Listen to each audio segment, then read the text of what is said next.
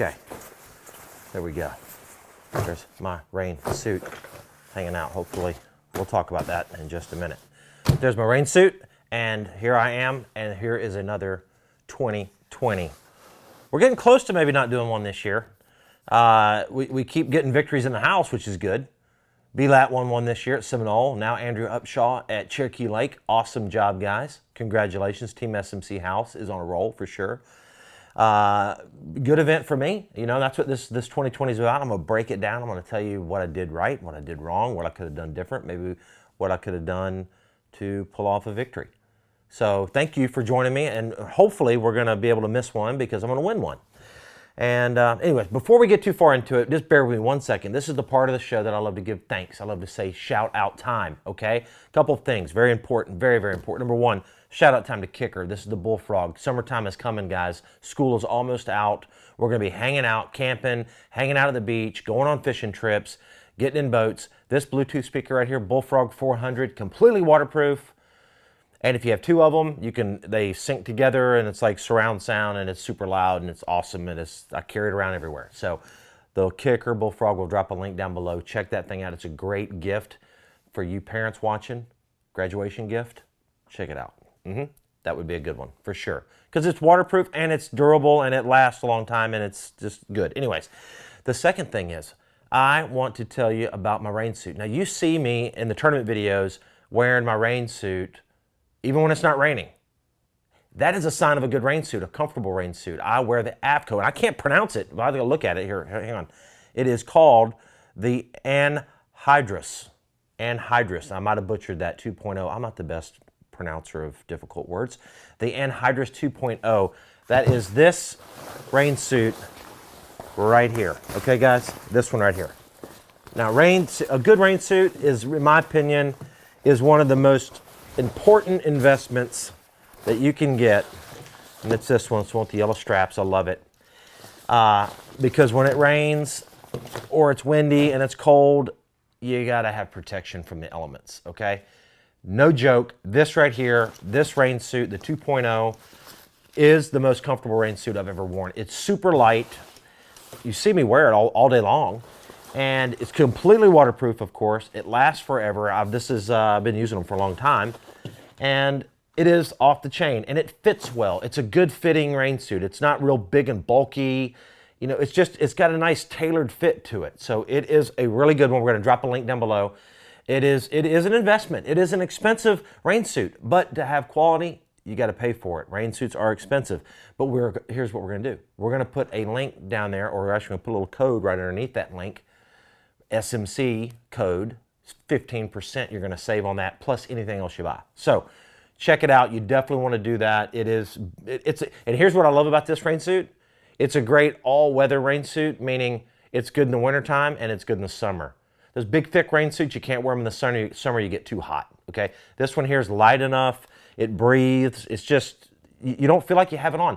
And honestly, with those straps, I know I keep talking about it, but when I used to wear other rain suits, they would weight you down, your back starts to hurt, your shoulders hurt. It just gets real uncomfortable. You see me wear it all day long. So that's the deal. That is the deal. Kicker, AFCO. Very good stuff, okay? That is the deal. So that's a shout out. It's the last thing. Also, Marshall program. It's going great. You know, I think we were a few short of a full field, which is almost 165, I think 165 Marshalls at the last event at Cherokee. They were just a few short from being full. And there's a few slots left at Chickamauga. Did I say Chickamauga? Chickamauga. Okay, anyways. Chickamauga Lake FLW Tour event in another week and a half or so. There's a few slots left. You definitely want to get in on that. It's $100. So check it out. We'll drop a link down below as well for a Marshall program. So there's going to be a lot of links in the description after this video. But enough housekeeping, enough shout outs. Let's get to the tournament. Andrew won. Andrew Upshaw won his first tour event. It was awesome to see.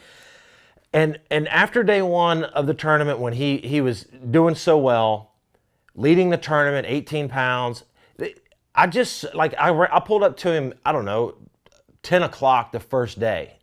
And I'm like, dude, you got him? And he's like, oh yeah, I got 18 and a half pounds.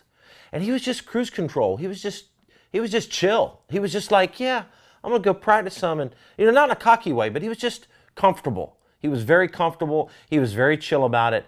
And I thought to myself, he's going to win the tournament. He's going to win the tournament because of his attitude and because of his chillness.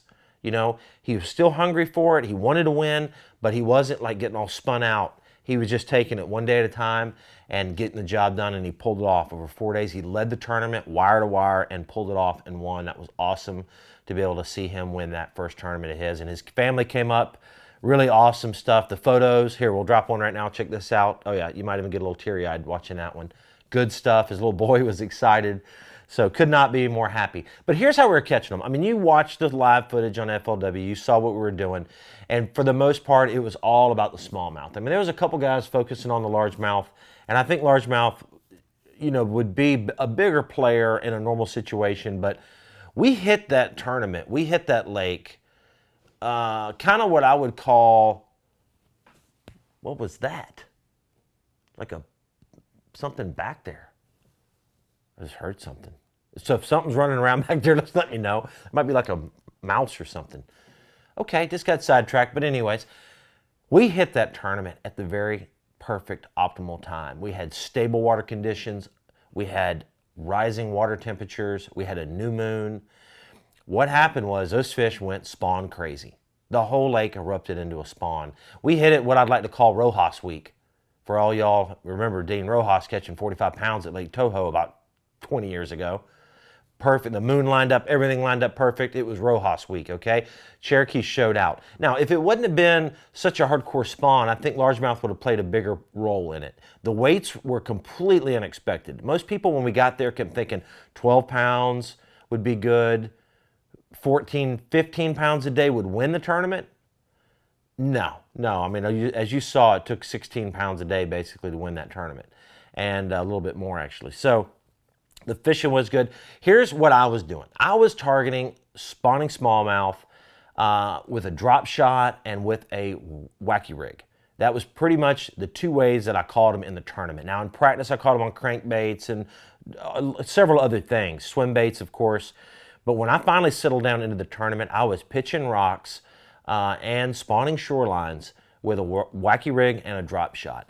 My drop shot, I tell you, I cannot say enough good things about this. When we designed the drag and drop, our Guggen bait deal, now this isn't the color I was throwing here. This is a different color. This actually probably would have worked good. Actually, it probably worked real well. But this drag and drop is sweet.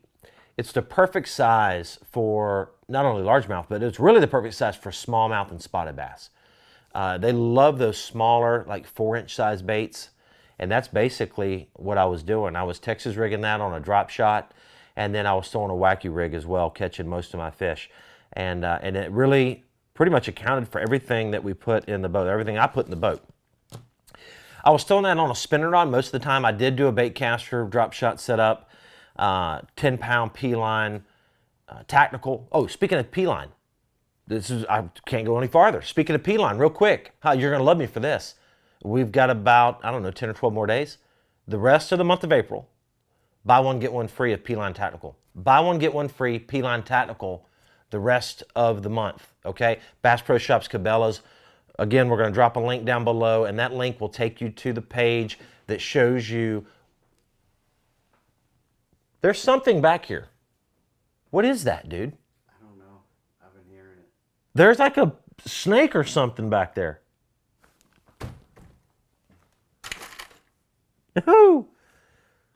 It's back there. Okay, we just got interrupted again by I don't know what it is, but I'm a little nervous right now.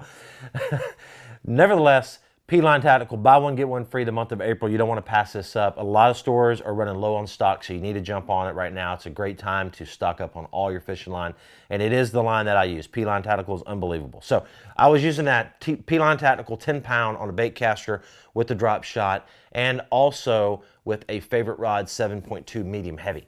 Trocar TK180, which is like a light wire hook. And then on my wacky rig rod, I was using and I'm really impressed with this rod, very impressed with it. It's a favorite jackhammer spinning rod. I mean, I've been using that thing all year long, and it has got the job done, guys. It hasn't broke any rods. I mean, it's super sensitive. It's got the exact right action. It is built right. The jackhammer rod is the deal. I had that match up with the jackhammer spinning reel as well. P-Line X-Braid, the yellow, 15-pound yellow, and I love the yellow. And here's the tip on the yellow. You know, I used to use green braid on a lot of my rods. And my bait casters, I do. But when I'm throwing finesse, like Ned rigs and drop shots and wacky rigs, etc., I like to use the high-vis yellow. And then I put a fluorocarbon leader on, 6 or 8 feet of fluorocarbon leader with a double uni knot.